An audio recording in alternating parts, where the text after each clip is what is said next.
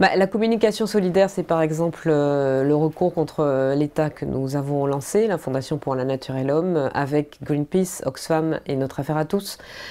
C'est le fait pour nous de passer par la justice, par le tribunal administratif pour faire condamner l'État parce qu'il ne prend pas ses responsabilités, qu'il ne respecte pas ses engagements en matière de lutte contre le réchauffement climatique et de protection des populations vis-à-vis des conséquences de ce réchauffement climatique et des conséquences de l'effondrement de la biodiversité. Nous avons lancé cette action qui est une action qui va durer plusieurs années, à moins que l'État ne réponde dans les délais de façon satisfaisante. Et c'est une opération qui a très vite pris auprès du grand public, puisque en 48 heures à peine, elle a recueilli 1 million de signatures et la mobilisation n'a pas faibli par la suite. Ça démontre bien que les populations sont soucieuses de ces sujets, qu'elles sont au courant qu'il y a à faire et qu'il faut se mobiliser, et que pour peu que le plaidoyer soit argumenté, explicatif, pédagogique et touche à des sujets de la vie quotidienne, parce que le réchauffement climatique a des impacts sur l'ensemble de nos vies quotidiennes, eh bien on peut mobiliser des populations, y compris dans un contexte social très tendu en France pendant plusieurs semaines du fait du mouvement des Gilets jaunes. On aurait pu penser que les questions environnementales et climatiques passaient au second plan des préoccupations des citoyens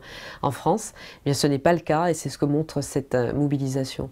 Ce qui est important à mon sens de comprendre en matière de mobilisation citoyenne, c'est qu'on a tendance aujourd'hui à se dire que retweeter un mot dièse, hashtag, liker une page Facebook, ça suffit à se mobiliser.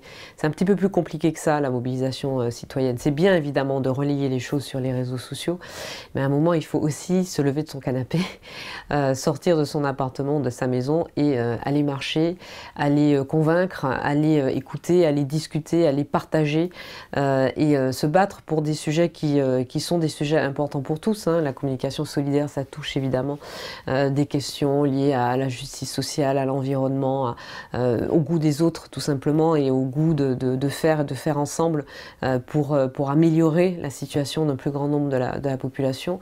Et ça demande de l'implication, ça demande une mobilisation qui dure un petit peu plus longtemps qu'un week-end ou une semaine et qui demande un peu plus que simplement appuyer le pouce sur un lien.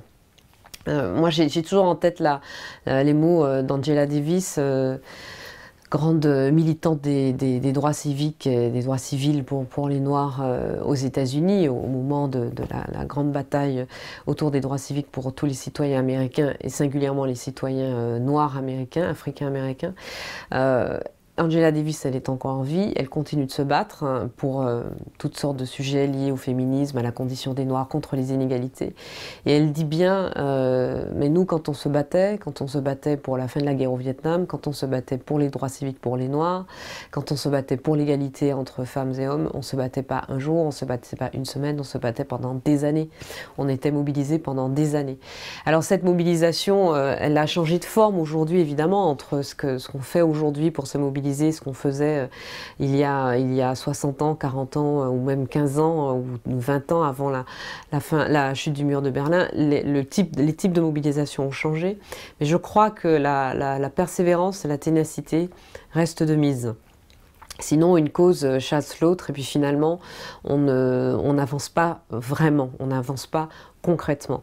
Alors sur la question du réchauffement climatique et de la lutte contre la biodiversité, qui sont des sujets qui touchent l'ensemble des compartiments de nos vies, hein, le réchauffement climatique, c'est pas qu'une question de température trop élevée en hiver et de petits oiseaux qui meurent, c'est aussi une question de santé publique, c'est une question d'alimentation, d'agriculture, question de justice sociale et de justice tout court, c'est une question évidemment liée stricto sensu à l'environnement, à la biodiversité, c'est aussi une question de sécurité intérieure, c'est une question de culture également, c'est évidemment une question de transport et de mobilité.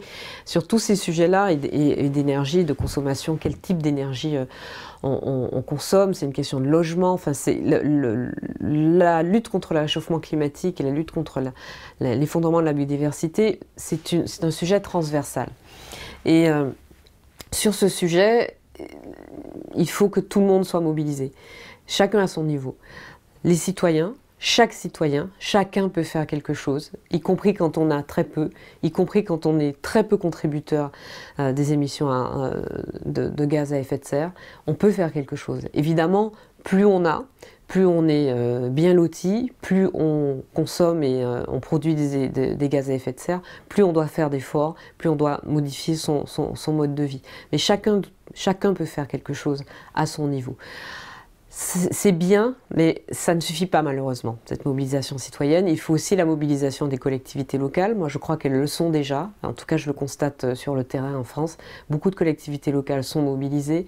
Elles ont compris qu'il y a un enjeu d'attractivité des territoires, un enjeu de création d'emplois non délocalisables, un enjeu aussi de santé publique et de création d'activités économiques. Les entreprises commencent à être de plus en plus mobilisées. C'est un peu plus compliqué pour les TPE et les PME, mais en tout cas, les grandes entreprises le sont.